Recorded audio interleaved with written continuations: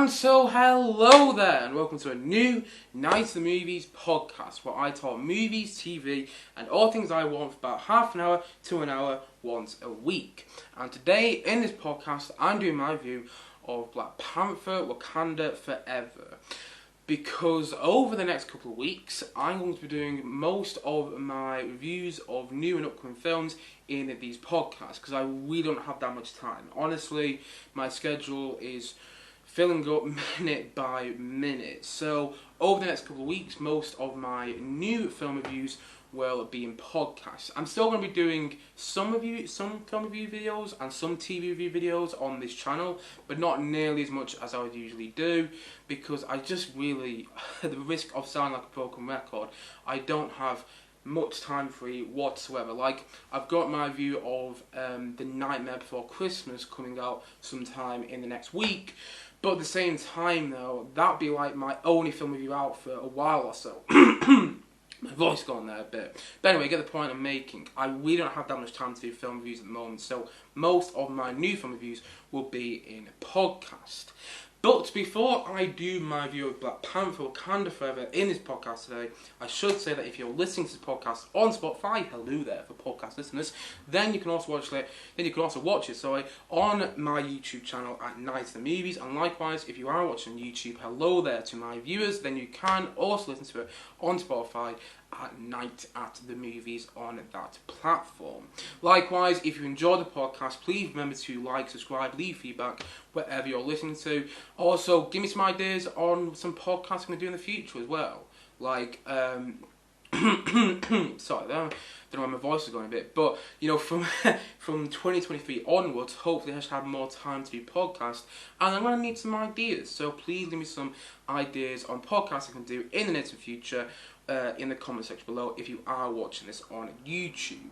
But anyway, because I've already mentioned today, I'm doing my review of Black Panther, Wakanda Forever. And just before I do, by the way, I should say I'm very tired today. I've already said that before, but I'm going to say it again.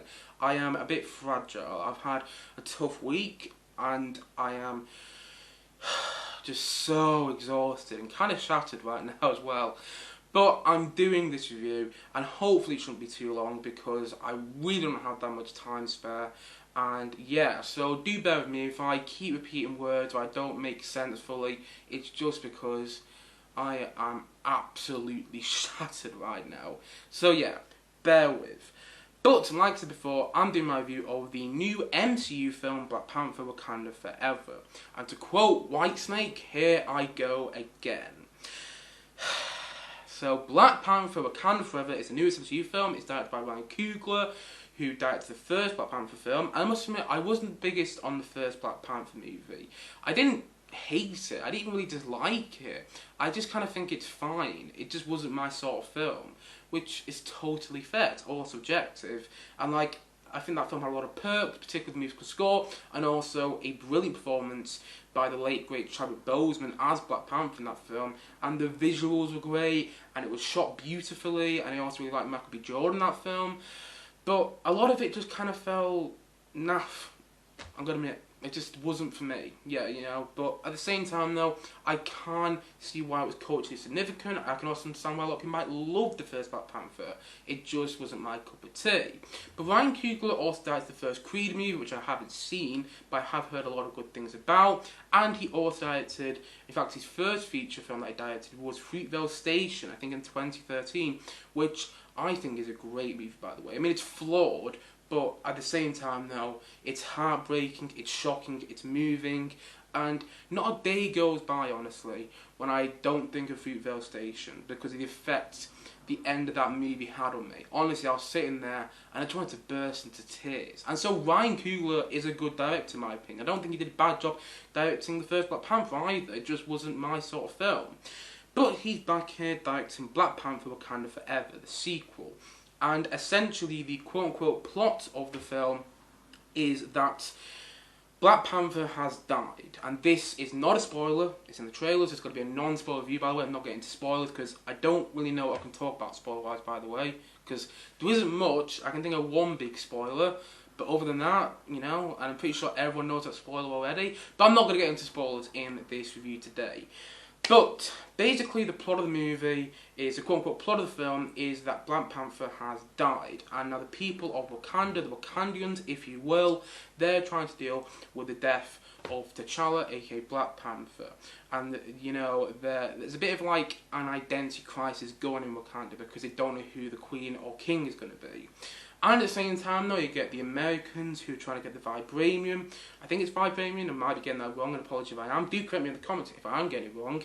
The Americans are trying to get the vibranium, which the Black Panther people have, which Wakanda have, sorry. And at the same time though, you get Namor and other people on the sea, and they start to have a bit of a conflict with Wakanda as the film goes on.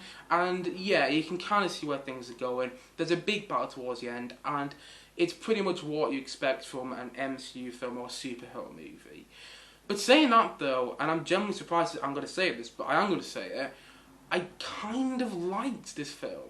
This is probably the first MCU movie which I sat in the cinema and I was entertained by from start to finish. I mean, I do think the film has some big flaws. I think there's some big issues in the movie, and I don't think it's nearly as exciting as it could be. I don't think it's as thrilling as it could be.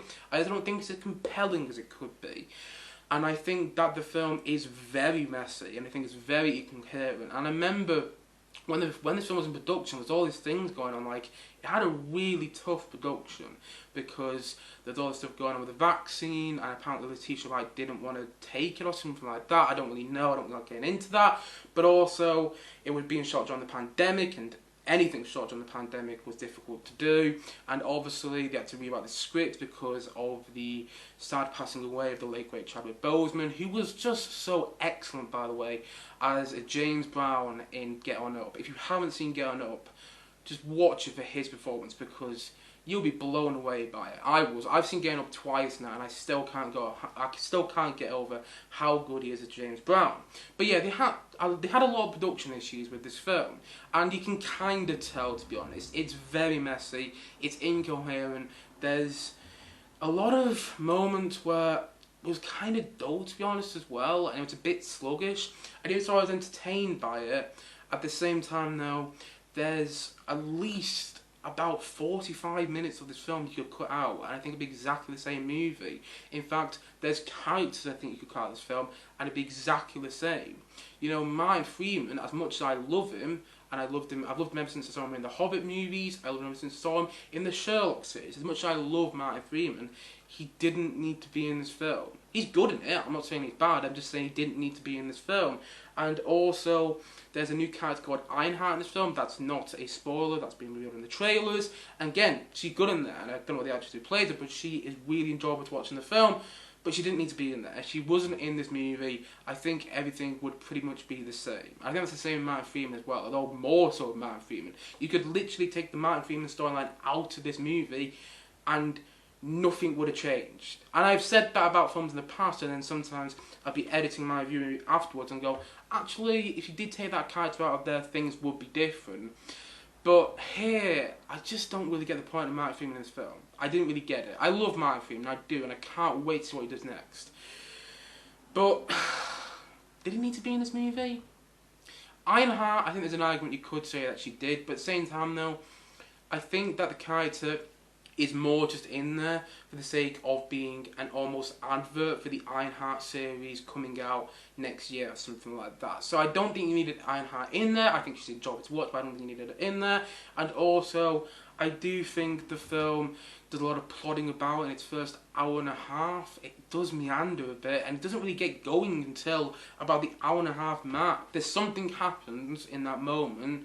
Well, I won't go into spoilers because that's not what I'm doing this review, but there's something which happens about the hour and a half moment. I think it's about the hour and a half mark, I might be wrong, but something happens, and the film actually started to move a bit more, because before then it felt like we were having a really slow walk, and then when we got to the hour and a half mark, the pace picked up, and a lot of things started to happen, and it got a bit more exciting. I still don't think it was exciting as it could be, but the pace picked up. We started to walk at a steady pace finally. That's what it felt like.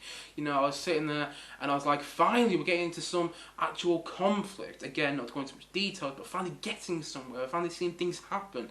Because before then, things were happening, but they were happening at such a slow pace that it was kind of, it was a bit testing, to be honest. It was a bit like, come on, can we just move on? Because the film is 2 hours and 40 minutes, and it doesn't need to be. I do sometimes feel that some longer MCU films, in fact most of the longer MCU films, are very self-indulgent. I think Eternals is, and Eternals is almost 3 hours. I despise that movie, by the way. If you like Eternals, that's awesome. I just don't.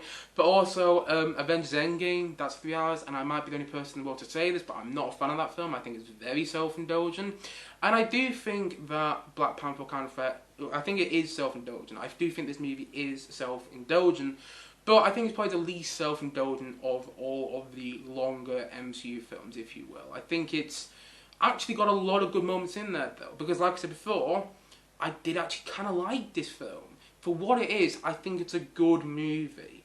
In fact, I think if you take all the MCU stuff out of there, if you take all the big CGI fights and all the corny one-liners, which there isn't really much of in this movie, by the way, but there is still some of. If you take out all the sort of MCU stuff, I actually think that it'll be a lot better. I think all the MCU stuff weighs this film down. And I know a lot of MCU fans might watch and go, well, yeah, but if you take all the MCU stuff out, then it's not an MCU movie and things like that. Actually, that's a good point. You know, it won't be an MCU movie anymore, and I'm absolutely fine about that. You know, I think it's kind of ironic that the things I liked the most were the non-MCU parts of the film. I mean, the things I did like the most were all the stuff where the characters were dealing with grief, were dealing with loss, were dealing with tragedy. And those are the moments for me which stuck out, because I'm not going to go into too much detail here, but I've had to deal with that myself over the past year. And, you know, it was just kind of relatable to watch. So I was watching it and I was like, yeah, I'm feeling the grief coming off the screen. I'm feeling the loss coming off the screen, and you know that's what this film is about for the most part. You get all the MCU stuff, which doesn't really work as well. In fact, I think heavily weighs the film down. But all the stuff about grief, about loss, about vengeance, I think that works well. And so that's why I think the film works. That's why I think it's a good movie. And I don't think it's a brilliant movie, by the way. I don't think it's going to win any Oscars. To be honest, I'd be a bit surprised if it got nominated for Oscars. I mean, maybe performances. I mean, all the performances around the board in this movie are pretty stunning and spectacular. I mean, Angela Bassett, who was so great in What's Love Got to Do With It, which is the Tina Turner biopic in which she played Tina Turner. She is phenomenal in this movie. She really is. I won't be surprised if she got an Oscar nomination. And Lupita Nyong'o, she's also great in there. So is Winston Duke, although I liked a bit more of him. And also Letitia Wright is brilliant in this movie as well. All the performances are great. But I'd be surprised if this film gets the same love that the first Black Panther did. I'm gonna be honest. I mean, it might do. Maybe in a week's time, I'll be eating up my words and Black Panther will be like, pardon me, Black Panther would be the highest grossing film of the year, you know, in front of Top Gun Maverick, in front of Thor Love and Thunder, in front of Doctor Strange 2 and all things like that. But I'm struggling to see that at the moment. I'm gonna be honest. I don't think it's a masterpiece, and I don't think it's brilliant. I can also understand why some other people, you know, might say that the first Black Panther is brilliant. I didn't, but I can understand why some people might say that. But I'd be struggling to relate to someone who did say this movie was a masterpiece, because I did feel it was very messy. I felt that I think the film is suffering an identity crisis. That's my problem with it. That's my big problem with it. There's a lot of things in the film which I really, really like, but I think the film is suffering an identity crisis because it doesn't have a protagonist, which is no one's fault whatsoever. I can completely understand why they didn't recast Black Panther either. I mean, Chadwick Boseman did such an amazing job in that first film, and also in the other times that he played Black Panther as well, that I can completely and wholeheartedly understand why they didn't recast Black Panther because of the late great Chadwick Boseman. But the problem with that, and I actually kind of agree with that, by the way, I agree with the fact that they didn't. I agree with the fact that they couldn't recast Black Panther, but because they couldn't recast Black Panther, because they didn't, what you get in this film is a bit of an identity crisis, when you get like 7 protagonists, and the film's trying to juggle all of them and give them all these big, hefty plot lines, and it doesn't really come together. Honestly, it was a bit jarring to watch, to be honest. Like, I mean, there's a strong argument in this movie that Letitia Wright as Shuri is the protagonist. But I'd also argue that she's not. I think she's a main character, but I don't think she's a protagonist. I don't think the film actually has a protagonist. I just think it has 7 main characters that it's trying to deal with, and it doesn't really succeed in dealing with it. You know, Letitia Wright is brilliant in this movie, but I don't think she's carrying it all. I think the supporting performances carry quite a lot of the movie. I think Letitia Wright is fantastic in this film. I think she's much better in this movie than she is in any other time she played Shuri. But there's also, if it was just her by herself, I don't think the film would work as well. I think the film is being, driven along. I think it's being carried by a lot of the supporting performances. I think Lupita Nyong'o, breathes a lot of life into this film. So does Winston Duke as well.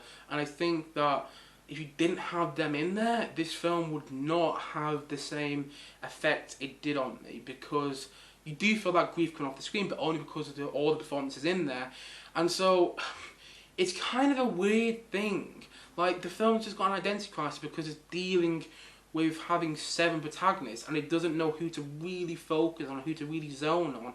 But at the same time, though, that also kind of made it work for me, because you really felt the grief for all the characters, and you really felt the loss that they'd had to deal with, and things like that. So, I don't know, it's a really weird mixed bag, this movie. And although I like it for what it is, I don't think it's that good though. I kind of like it. I do kind of like it. But I also think that it's got a lot of flaws, and I feel that it needed Black Panther in there. And I understand why it doesn't. I completely understand that. But I feel because it doesn't have Black Panther in there, because we sadly don't have Chadwick Boseman anymore, what instead we have is a film which is more about Wakanda.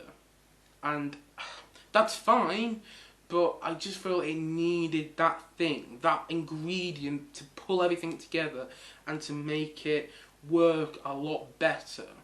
And also, by the way, in the first hour and a half of the film, to be honest, I could barely see what was going on. And I think that it was very dark. And I don't mean in tone, I mean in lighting. It was like that Game of Thrones problem with Series A. You never remembers that one episode of Game of Thrones Season 8 where it was pitch black and you could barely see what's going on. It was a big battle with the Army of the Dead in that series, and it was good, but you could barely see it, you know what I mean? And you had that same sort of problem in this movie. There was things going on in the first hour and a half, but you could barely tell what it was. And I was sitting there in a cinema which was pitch black, and I was struggling to see, I was squinting. And I was like, Namor's character introduction, Namor, who's the big villain, who's a great character by the way, his character introduction, I couldn't really see him. I was like, who's this? Oh, it's Namor. Because he actually said, I'm Namor in that scene. That's how I understood that was Namor. But other than that, I could barely see what was going on in the first hour and a half. You get this big introduction to the underwater world, and it was like, where? Like, if you look at Aquaman, the introduction to the water world is lit. You can see everything that's going on. Granted, it's all a bit comical, and it's all a bit stupid in Aquaman, but you can see everything. Here, when you get introduced to the underwater world, I couldn't tell what's going on. Maybe that was just my cinema. Maybe it was. But I've heard from people I watch on YouTube that it wasn't just my cinema. I've heard that they also had that problem as well.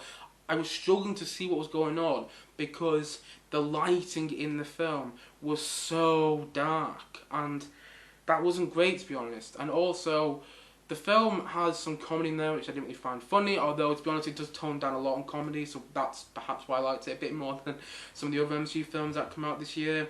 And also, the ending felt a bit rushed, to be honest. Like, there's a lot of good parts towards the end of the film, but it felt like, at 2 hours and a half, they just kind of round things up. And it was like Return the King as well. There were like 7 different endings. It couldn't decide where it really wanted to end.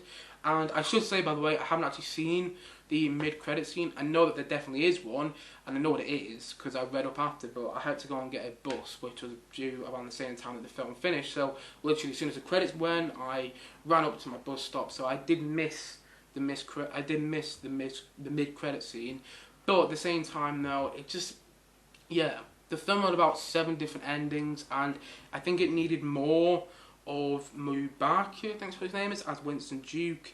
And I do also think that the film is too long, and I think that is dealing with 7 main characters, and it struggles to do so. And I do think it is missing Chadwick Boseman, which I think it's missing a Black Panther in there. I mean, if you've seen the trailers, there is a Black Panther in this movie, but not to go into too much detail again, I'm trying not to give away spoilers, but you don't really get that till towards the end. And I do feel we're missing a lot of that, and I felt the film could have been a lot more exciting, and I felt it could have been better. I like it for what it is. As a film about grief, about loss, about tragedy, it's good. And I think it's a fitting end, if you will, to Marvel's Phase 4, because although I don't really like the whole phase sort of idea, you know, a lot of Phase 4 has been dealing with loss. If you look at something like Thor: Love and Thunder, if you look at something like WandaVision, and if you look at something like even Multiverse of Madness, although those films are heavily flawed in my opinion, although they didn't really work for me, they have been a lot about loss. And this film, and a lot about grief as well, and this film carries on that theme, and I do think it succeeds the most out of all the movies in Marvel's Phase 4, including Spider-Man No Way Home. Yes, I think this movie is better than the latest Spider-Man. That might be an unpopular opinion, but I don't care, because I rewatched No Way Home, by the way, and this is a side note here, nothing to do with Black Panther, but I rewatched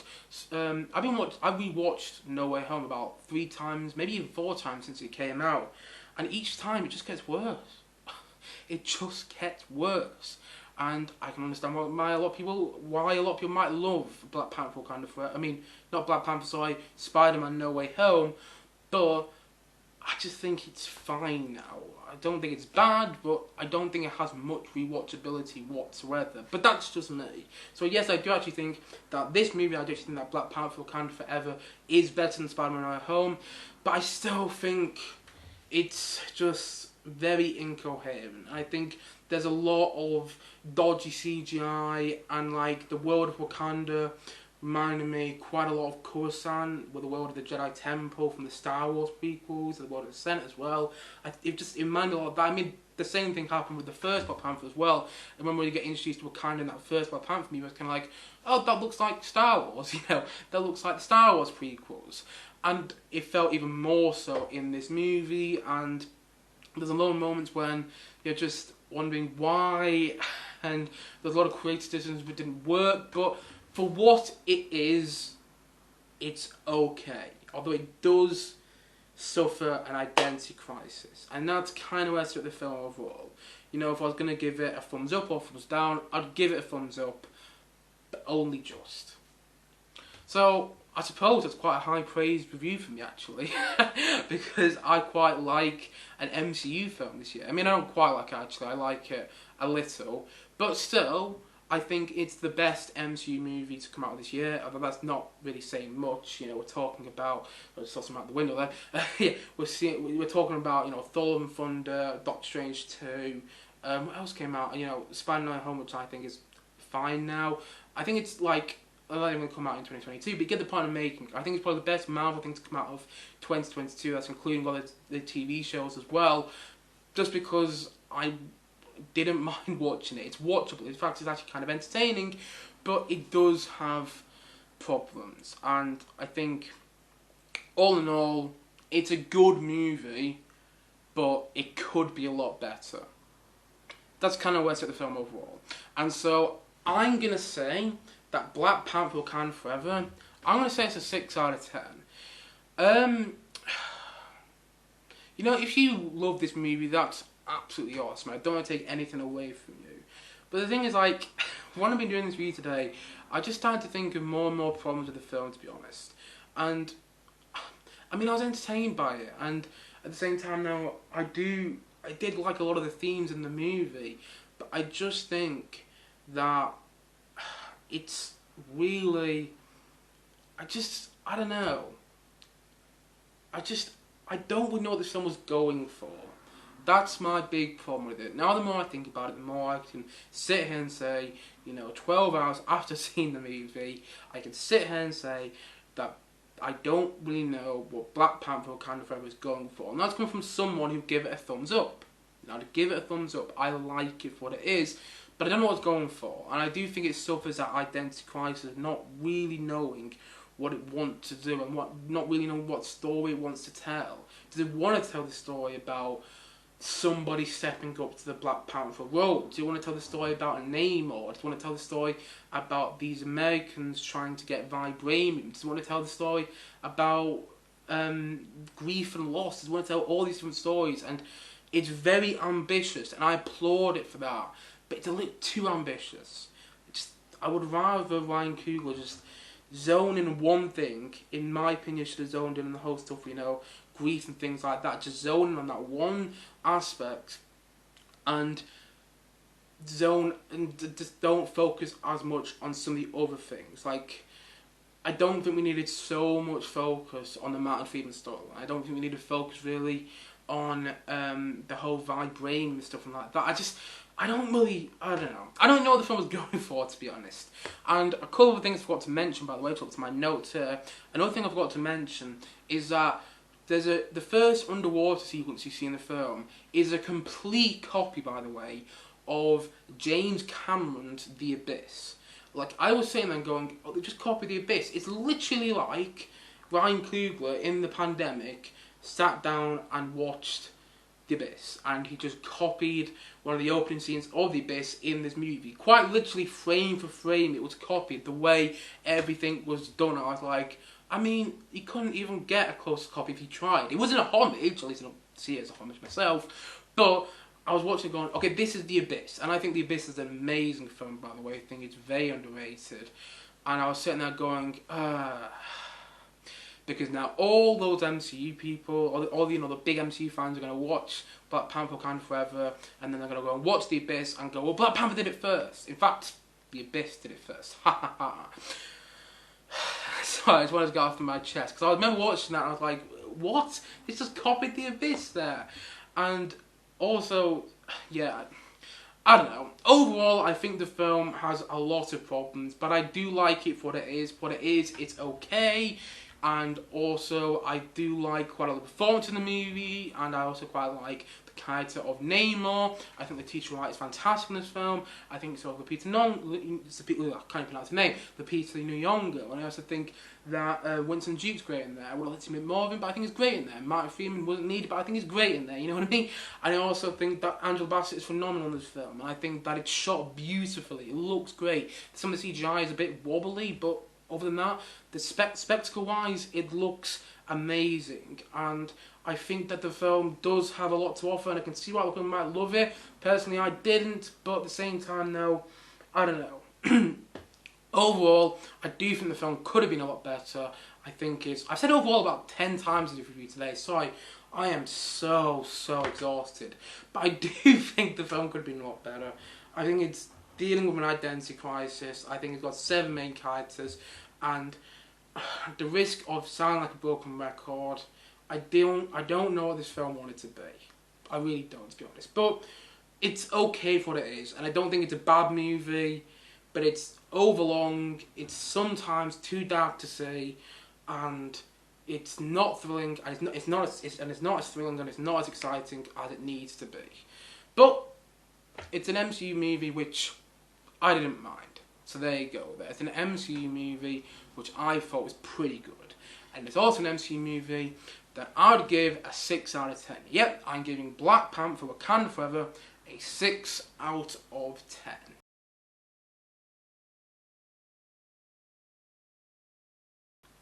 Anyway guys, that's it for the podcast today, because I've got things I need to go on with.